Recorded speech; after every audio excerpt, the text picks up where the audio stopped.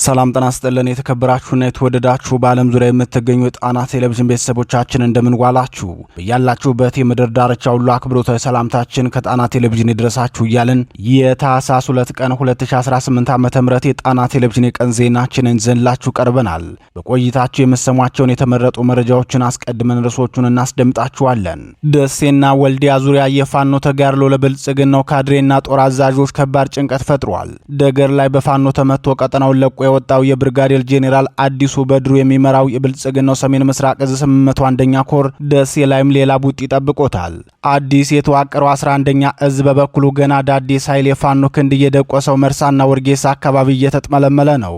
የሰዓቱ ዜናችን በቀዳሚነት የሚያስደምጣችሁ የግንባር ዜናችን ነው። ብልጽግናው የሚፈጽመውን የጦር ወንጀል ዞንና አውራጃ ሞርና አርሶ አደር ብሎ ሳይመርጥ በጅምላ እየፈጸመው ነው። ጎጃምና ጎንደር ላይ የደረሰውን የጦር ወንጀል አስመልክቶ የተሰናዳውን ዝርዝር መረጃ በዜናችን የምሰሙት ሌላው መረጃችን ነው። ብልጽግና አስቀድሞ ወደ ፋኖ ትግል አስርጎ ያስገባቸውን የራሱን ሰዎች ወደ ቤታቸው ሲመልስ ትልቅ ድግስ አዘጋጅቶ ጠፍቶ የነበረው ልጅ ተገኝቷልና ቤት የደስታ ሆኗል፣ ኑ የደስታ የተካፋይ ሆኑልኝ እያለ ቢሆንም የራሱ ሰራዊት ግን በየቀኑ ሙሉ ትጥቁን እየያዘ ፋኖን መቀላቀሉን ቀጥሏል። የአየር ኃይል ኮማንዶ አመራሩ ፋኖን ሲቀላቀል፣ ሌሎች ደግሞ ስናይፐርና ብሬንን እንደያዙ የአማራን ህዝብ የሉና ትግል ተቀላቅለዋል። ፋኖን የተቀላቀሉት የስርዓቱ ሰራዊት ያስተላለፉት መልእክት ሊደመጥ የሚገባው መሰረታዊ ሐሳብ የያዘ ነው። አብራችሁን ስትቆዩ ተሰሙታላችሁ።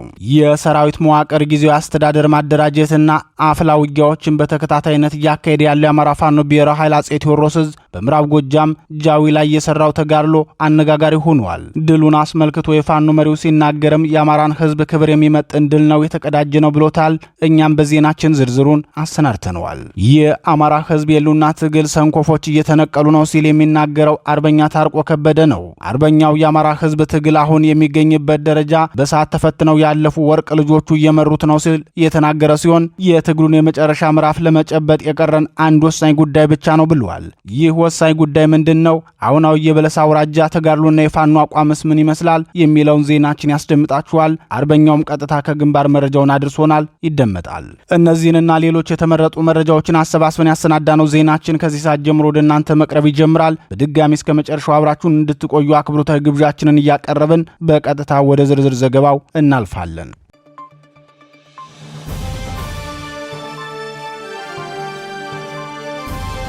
የወልዲያና ደሴ ዙሪያ ትንቅንቅ።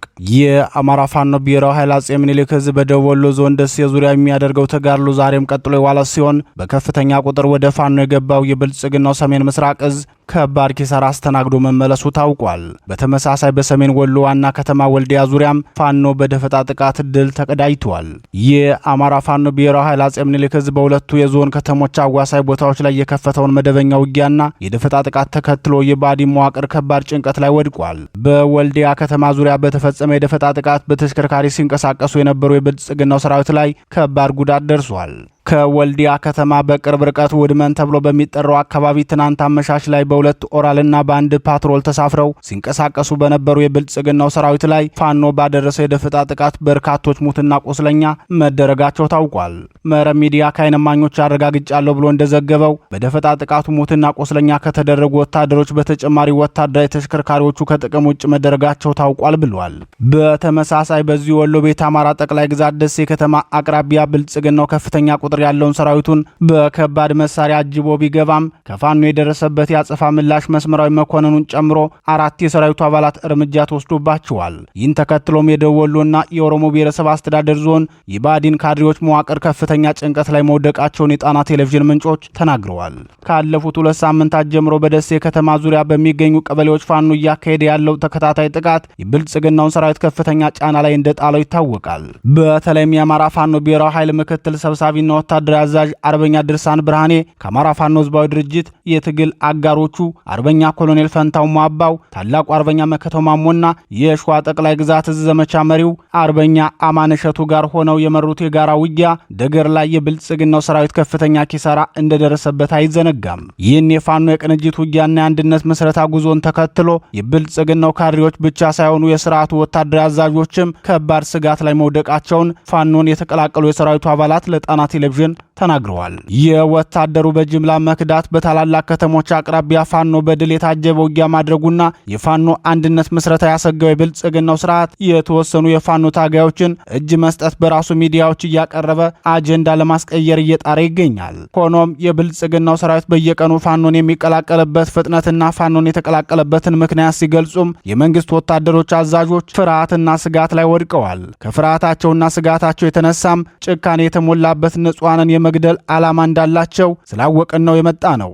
አዛዦቹ የሚያዋጉን ከጠቅላይ ሚኒስትሩ የተሰጣቸውን ጥቅማ ጥቅም ለማስጠበቅ ነው። ለነሱ ጥቅማ ጥቅም መከበርና ለአንድ ግለሰብ ስልጣን እንዲጸና ሲባል የድሃ ልጅ በጅምላና በከንቱ መሞት የለበትም ሲሉ ምስክርነታቸውን ሰጥተዋል።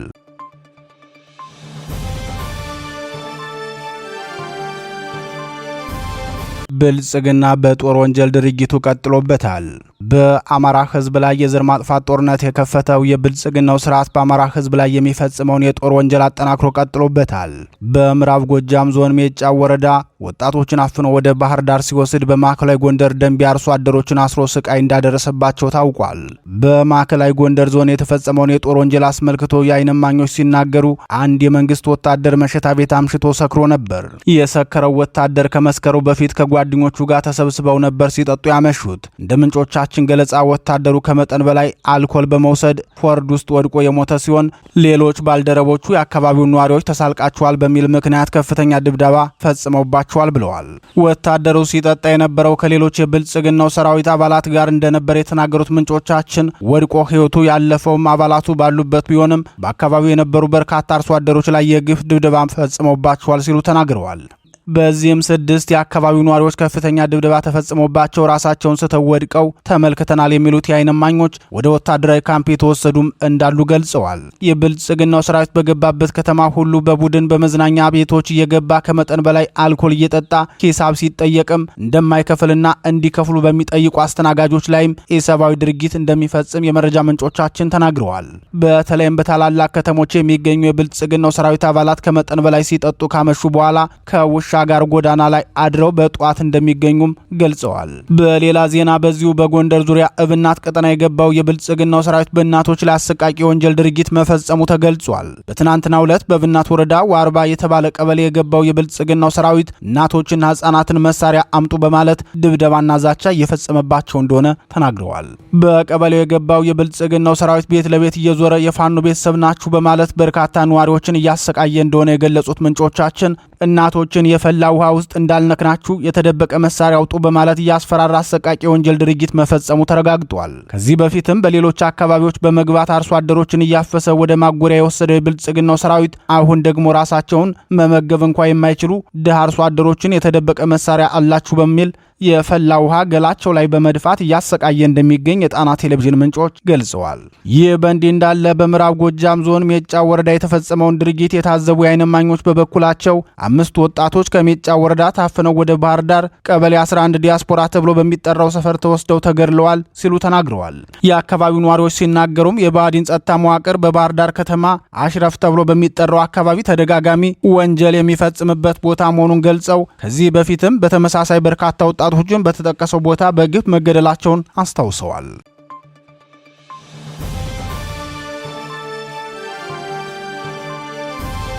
ስናይፐርና ብሬን ይዘው ፋኖን ተቀላቀሉ። የአማራ ፋኖ የሚያደርገው ምክንያታዊና ህዝባዊ ጦርነት ለብልጽግናው ሰራዊት ከባድ ፈተና ሆኖበታል። በዚህ የተነሳም በየቀኑ ሙሉ ትጥቃቸውን እንደያዙ ወደ ፋኖ እየገቡ ሲሆን በዛሬው ዕለትም በሸዋ ጠቅላይ ግዛትና በወሎ ቤት አማራ ስናይፐርና ብሬን ጨምሮ የነፍስ ወከፍ መሳሪያ እንደያዙ ፋኖን ተቀላቅለዋል። ፋኖን ከተቀላቀሉት መካከል የአየር ወለድ ኮማንዶ አመራሩም ይገኝበታል። በሸዋ ጠቅላይ ግዛት ከተሰማራው የብልጽግና ኤሊት ፎርስ የሚባለው የአየር ወለድ ኮማንዶ አባላት 5 ክፍለ ጦር መካከል የ104ኛ ክፍለ ጦር አንዱ ነው። የዚህ ክፍለ ጦር አመራር ሙሉ ትጥቁን እንደያዘ አፋር ሸዋ ጠቅላይ ግዛት እዝን ተቀላቅሏል። የ104ኛ አየር ወለድ ኮማንዶ ክፍለ ጦር የመቶ መሪ የሆነው አብዲ ከማል የተባለ የኮማንዶ ሰራዊት አመራር ሙሉ ትጥቁን እንደያዘ የተቀላቀለው የአማራ ፋኖ ህዝባዊ ድርጅት ሸዋ ጠቅላይ ግዛት እዝ አፄ አምደ ጽዮን ኮር ሚኒሊክ ክፍለ ጦርን ነው። በተመሳሳይ በወሎ ቤት አማራ ግንባር ከተሰማራው የብልጽግና ሰራዊት መካከል 1 ስናይፐር፣ 1 ብሬንና ክላሽንኮቭ መሳሪያ የታጠቁ 6 የብልጽግናው ሰራዊት አባላት አፋባ አፄ ምኒልክ እዝን ተቀላቅለዋል።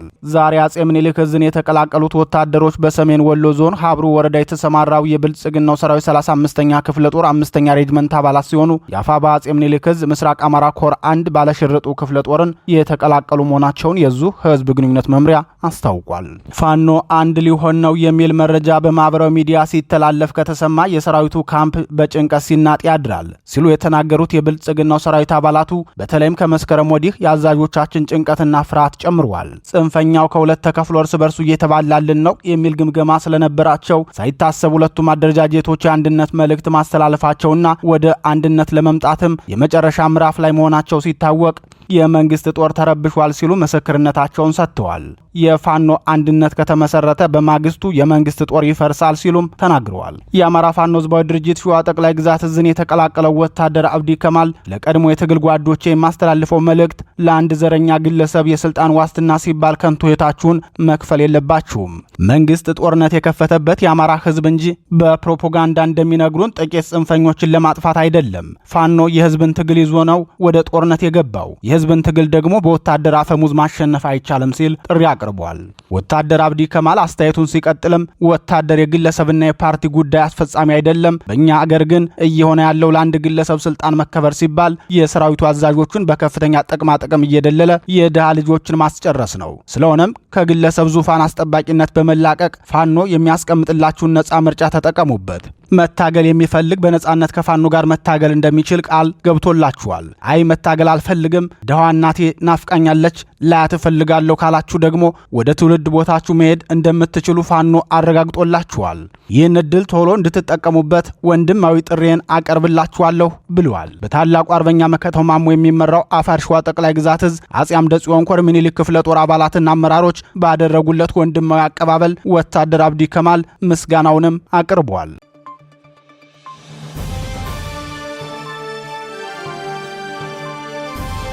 የጎጃሙ ትንቅንቅ አሁናዊ መረጃ። በጃዊ የገባው የብልጽግናው ሰራዊት በፋኖ ከፍተኛ ምት አርፎበታል። የአማራ ፋኖ ብሔራዊ ኃይል አጼ ቴዎድሮስ ዕዝ 105ኛ ኮር 66ኛ ክፍለ ጦር በጃዊ አውራጃ ተከታታይ ውጊያዎችን እያደረገ ሲሆን በዚህም በብልጽግናው ሰራዊት ላይ ከፍተኛ ወታደራዊ ኪሳራ ማድረሱን አስታወቀም። ከምዕራብ ጎጃም ዞን ጃዊ አውራጃና በሌሎች አቅጣጫዎች በርካታ ኃይሉን ይዞ የገባው ደረቅ ወንዝና ፍለዋ በተባሉ ቦታዎች ላይ በፋኖ በተፈጸመበት የደፈጣ ጥቃት በርካታ ኃይሉ ሙትና ቆስለኛ መሆኑ ተገልጿል።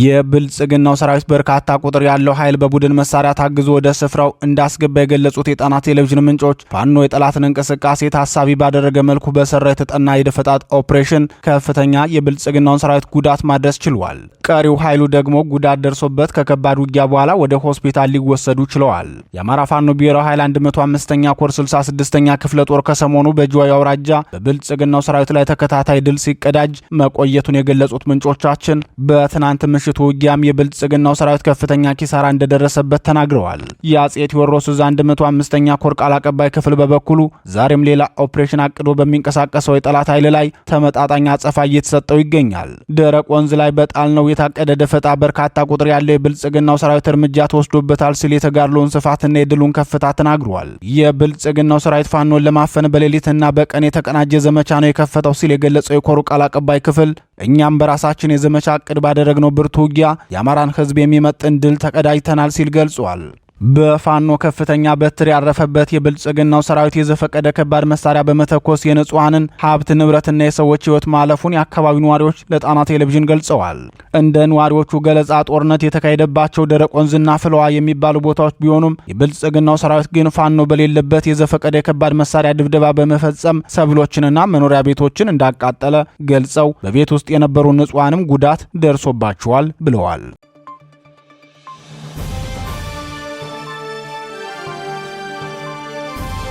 የአማራ ትግል ሰንኮፎች እየተነቀሉ ነው። አርበኛ ታርቁም የአማራ ህዝብ የሉና ትግል ጠላፊዎቹና ጎታቾቹ ኃይሎች እየተነቀሉ ትግሉም እየጠራ መሆኑን የአማራ ፋኖ ህዝባዊ ድርጅት ጎንደር ጠቅላይ ግዛት እዝ ታዲዮስ ታንቱ ክፍለ ጦር ዋና አዛዥ ተናገረም። የታዲዮስ ታንቱ ክፍለ ጦር ዋና አዛዥ አርበኛ ታርቆ ከበደ ለጣና ቴሌቪዥን በሰጠው አስተያየት የአማራ ፋኖ የአንድነት ምስረታ ከጫፍ ደርሷል ሲል ተናግሯል። የአማራን ህዝብ የሉና ትግል በምስር ወጥ ለመሸጥ የተሰለፉ ኤሳውያን ትግሉን ሲፈትኑት እንደቆዩ የገለጸው አርበኛ ታርቆ ከበደ ሰሞኑን የተለያዩ የፋኖ መሪና ታጋይ የነበሩ ግለሰቦች ወደ ብልጽግና መሄዳቸው ለትግሉ ትልቅ ጥቅም እንዳለው ተናግሯል። አሁን የቀረን የአማራ ፋኖ አንድነት ጉዳይ ብቻ ነው የሚለው አርበኛ ታርቆ ከበደ በተለይም የዝ መሪዎችን ቆም ብለው ሊያስቡበት ይገባል። ይህን ትግል በጥንቃቄ ካልጠበቅነው የአማራ ትግል ሊወሳሰብ ይችላል። ትግላችን እንዳይቀለበስና ለጠላትም አቅም እንዳይፈጥርለት የዝ መሪዎቻችን ኃላፊነታቸው ሊወጡ ይገባል ብሏል። አርበኛ ታርቆ ከበደ አክሎም የአማራ ሕዝብ ወደ ህልውና ትግል የገባው ብሔርተኝነቱ አይሎበት ሳይሆን በብሔሩ ምክንያት የሚደርስበት ጫናና መገለል ስለበዛበትና የመኖር ህልውናውም አደጋ ላይ ስለወደቀበት ነው። በዚህ ሰዓት የአማራ ትግል የደረሰበት የእድገት ደረጃም ከተነሳንለት ዓላማ ጋር ሲነጻጸር ትክክለኛው ደረጃ ላይ ደርሷል ብሏል። አርበኛ ታርቆ ከበደ ለጣና ቴሌቪዥን የሰጠውን ማብራሪያ ተከታትለን እንመለስ። የአማራ ትግል ሊያበላሹ የሚችሉ ወደኋላ ትራክ ሊያረጉ ሊመልሱ የሚችሉ አስተሳሰቦቹን ላይ ያየነ ነው። አንደኛውና የዋናው ማንነት ጥቃት ኑሮብን ርስታችን ወሰናችን ተወርሰን በህገ መንግስት ተዳልቶብን ሌሎች ጫናዎች ተደርገውብን በሌሎች ክልሎች ተዘዋውረን እንዳንሰራ ተከልክለን እየተገደልን እነዚህ ብሶቶች ኑሮብን እነዚህን ለመቀየር ከወጣነ እኛ አንድ ለመሆን የሚከብደን ነገር ያለ አይመስለኝም።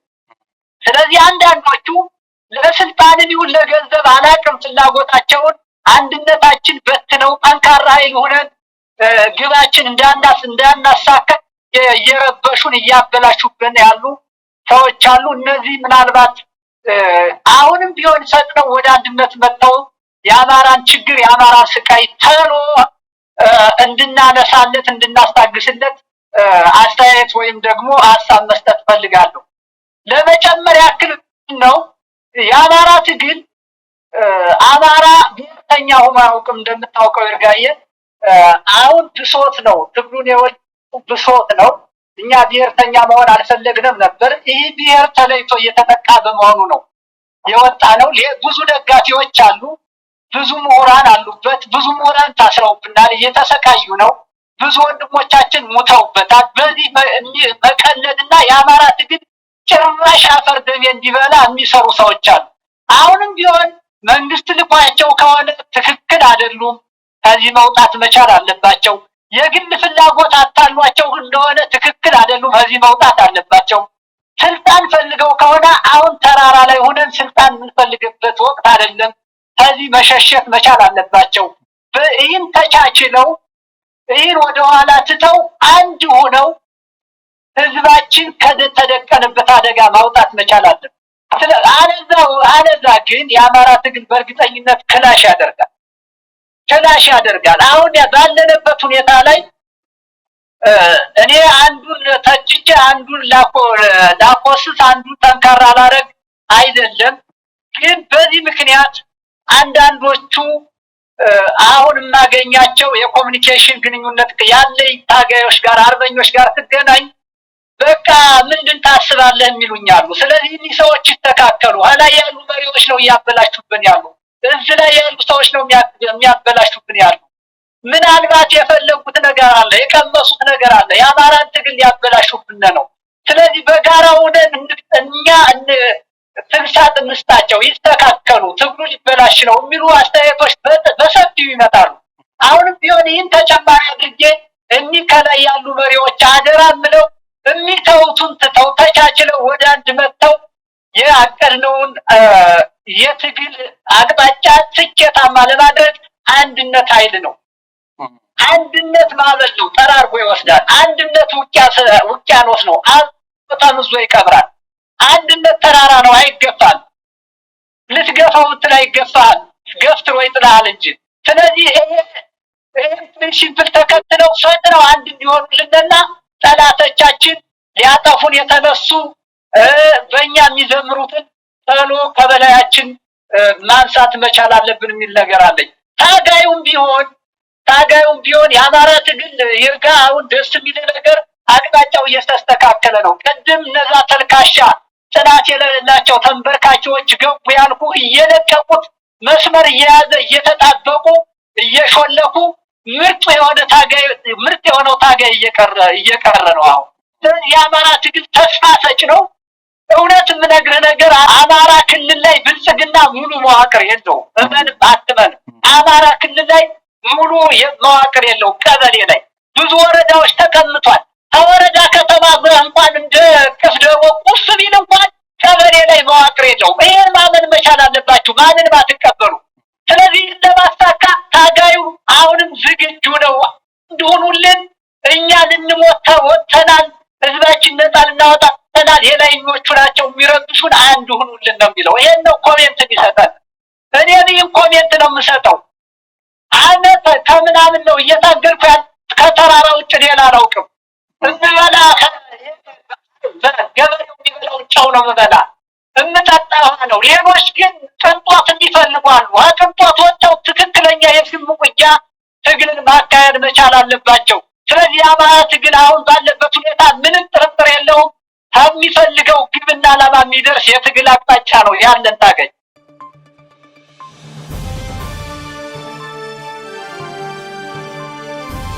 ክቡራትና ክቡራን የጣና ቴሌቪዥን አድማጭ ተመልካቾቻችን የቀን ዜናችን የተከታተላችሁትን ይመስል ነበር። በምሽቱ የዜና ወጃችን እስከምንገናኝ በዚሁ ተሰናበትን። ጤና ይስጥልን።